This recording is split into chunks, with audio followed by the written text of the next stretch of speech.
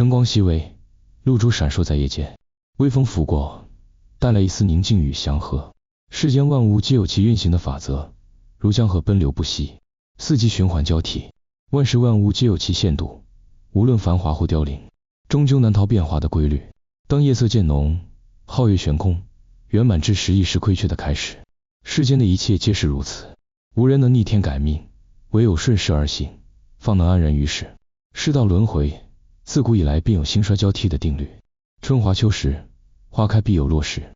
时运亨通之际，若不知节制，终将陷入困境。水满则溢，月盈必亏，繁盛之极终将衰败。这是天地间不变的真理。万物的规律昭然若揭，却仍有人执着于圆满无缺。殊不知过犹不及，适可而止才是真正的长久之道。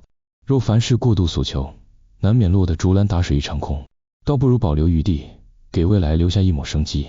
人生旅途上，常有人为了满足自己的欲望而奔波不已，然而事事强求圆满，往往适得其反。世间之事从来没有绝对的完美，凡事皆应留白，才得从容自在。当一个人懂得不把所有的福分据为己有，而愿意将一部分分享给他人，便能体会到施比受更为有福的真谛。留3分余地，退一步海阔天空，这并非懦弱，而是智慧的体现。真正长远的福报，来自于懂得谦让与分享，而非一味索取。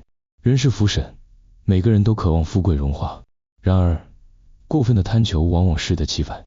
真正的福禄，不在于拥有多少，而在于内心的富足。若能在得到之时，适时的让出一部分，将福气传递给他人，这才是天地间最珍贵的修行。占尽所有好处，反而容易引来灾祸。懂得适可而止，方能长久安稳。世间的一切本就该有流动，若只知据为己有，反而会失去更多。人生并非靠积累多少财富来衡量，而在于是否能够让内心安然自适。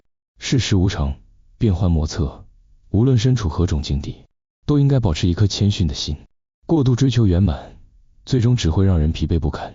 真正的大智慧，在于知足常乐，在于适度而止。真正幸福的人，未必是拥有最多的人，而是懂得珍惜当下，明白取舍之道的人。过度执着，终究会带来压力与痛苦。适时放手，才能拥有更广阔的天地。懂得收敛，才不会让自己陷入无尽的贪念之中。在这世间，并不是所有东西都需要占尽，并不是所有事情都要追求极致。有时候，给予他人一份机会，自己也能获得意想不到的回报。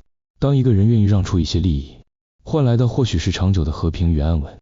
当一个人愿意分享自己的收获，收获的不仅仅是他人的感激，还有内心真正的快乐。